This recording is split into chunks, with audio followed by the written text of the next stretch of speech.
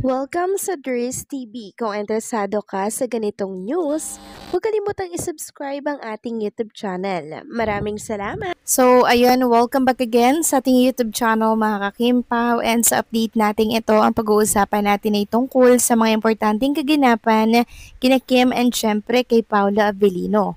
Pero bago po ang lahat, maraming salamat sa inyong patuloy na pagsuporta at pagsubaybay sa mga daily update natin. Kaya naman bilang pasasalamat, narito po ang mga napili kong komento patungkol yan sa naging previous update. Unang komento mula po ito kay Ginang Kitty Bell. Sabi niya, wala nang magpasikat na announce na ni Vice. Instead, ipamigay na lang daw nila sa games at nang sa ganon marami ang mabibiyayaan. About naman sa vacation ng Kim Pao, parang after Christmas yata narinig ko, sabi ni Pao, sa media junket kay MJ Marfori. Kaso inagaw ni Kimi, pabiro na hindi niya alam na malapit na palang Christmas. Wow, happy for them. Pag manahimik na sila, sigurado yon na yon, alam na magkasama. Maraming salamat sa komento, Kitty Bells. Talagang ito si Paula Avellino, hindi marunong magtago ng kanilang mga secrets, ano? Talagang nadudulas at nadudulas sa mga pa-interview. So ngayon, nalaman natin na meron pala silang vacation na binabalak. So saan naman kaya yan? Pag parehas na wala si Kim, tapos na nahimik si Paula Avellino, for sure, yun na po, no? Tumatakbo na yung vacation nila Kim and Paula Avellino. Saan naman kaya sila magbi-vacation na beach? Nako, so pahulaan na naman to mga kakimpaw, no? Pero at least, 'di ba? Kung saan sila masaya at magkasama, happy na tayo mga kakimpaw. Basta manahimik yan sila after ng Christmas, alam na this mga kakimpaw.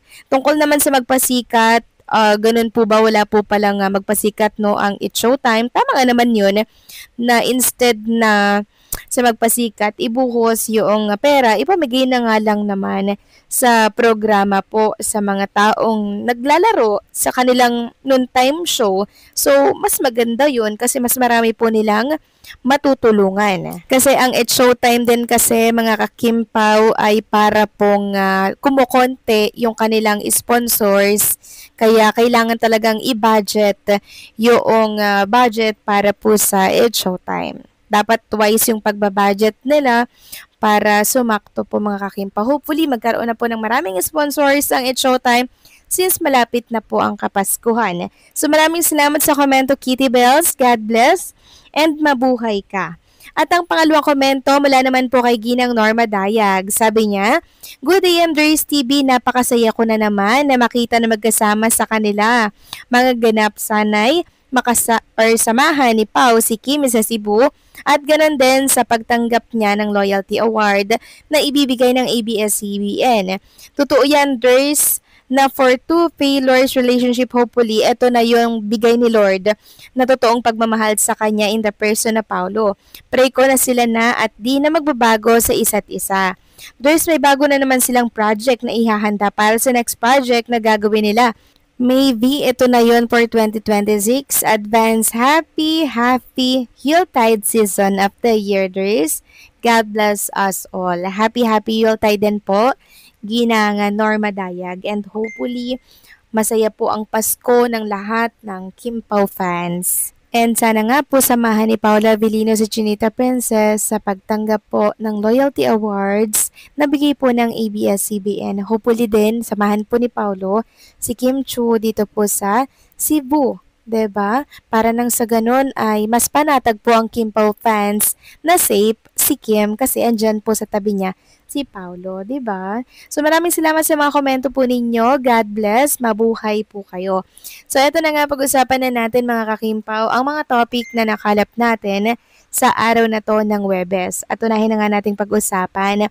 Ito pong nakita ko, ito yung sikat po na tambalan sa ibang bansa, ano? Itong Binjin. Ngayon, dinikit po nila yung picture ni Kim and Paula Avellino dito. Paano ba naman kasi itong Binjin couple na to mga kakimpaw?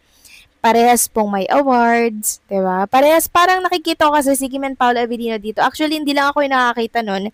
Maging yung mga Kim Pao fans, kinukumpara talaga nila itong Kim Pao sa Binjin couple na which is malaki naman talaga yung pagkakahawig, pagkakaakma ng Kim Pao sa Binjin. Kaya ayan o, pinagtabi nila, Binjin x Kim Pao. Isa din po yan sa nakakilig na mag-couple. Samantalang pag-usapan naman natin mga kakimpaw, ang last day ni Chinita Princess mga kakimpaw. Yes po, last day na po ni Kim Chu sa taping para po sa The Alibay. Tapos na po ang taping nila.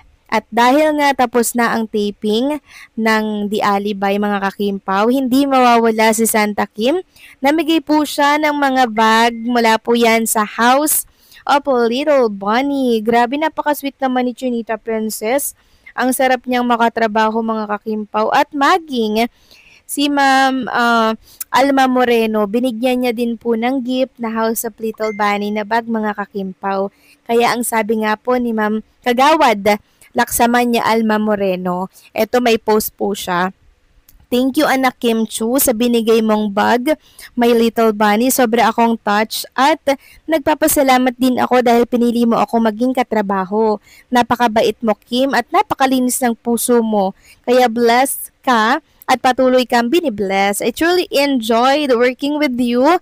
Looking forward working with you again anak. Last day taping. So ayan po mga kakimpaw. Ibinulgar niya po kung ano talaga yung ugali ni Chinita Princess. Sobrang bait, napaka-pure ng puso. Nako mga kakimpaw, super down to earth.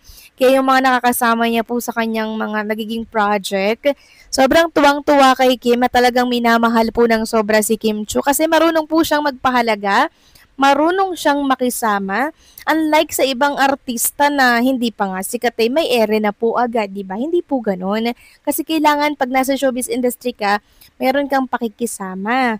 Diba? Marunong kang magpahalaga. Dahil sa mga ugaling yan, dyan ka po matatandaan ng mga katrabaho mo, diba? At mga naging nakasalamuha mo sa mga project.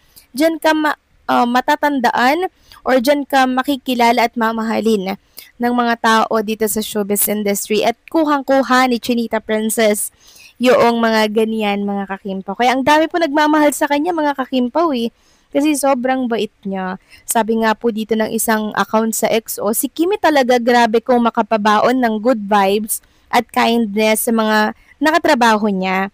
Words like this from Miss Alma just prove how loved and appreciated she is on and off cam.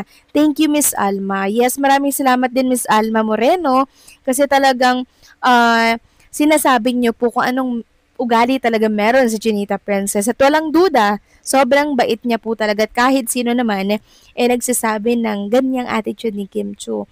Hindi po siya mahirap pakisamahan, bagkos ay magaan po siyang katrabaho, magaan po siyang kasama. Kaya marami po ang natutuwa sa kanya. Kayo ba mga kakimpaw, ano po ang masasabi nyo dito sa ibinoking ni Miss Alma Moreno? Please comment down below.